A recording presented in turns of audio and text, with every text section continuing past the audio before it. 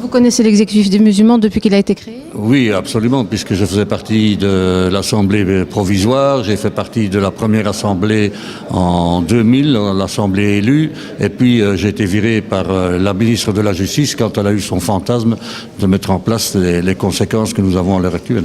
Alors, est-ce que vous pouvez en quelques mots nous faire un petit historique, mais bref, de cet exécutif musulman? Depuis quand il est né? Pourquoi est-il né? Alors, l'exécutif des musulmans a eu plusieurs périodes différentes. Il a été conseil des sages, il a été conseil technique, et puis il est devenu exécutif provisoire sous la coupole de M. Beyens.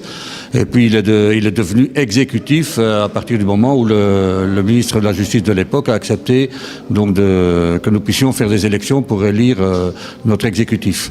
Mais déjà là, on parlait d'ingérence lors de la conférence, déjà là il y avait ingérence, puisque l'État belge s'est immiscé dans les élections pour dire celui-là est bon, celui-là n'est pas bon, au lieu de faire un screening à l'origine, c'est-à-dire un screening à la candidature. On a fait un screening avant d'entrer dans l'exécutif et on a vu les résultats que ça a donné. Les trois quarts de l'exécutif, du premier exécutif officiel, étaient des gens cooptés et non pas des gens élus.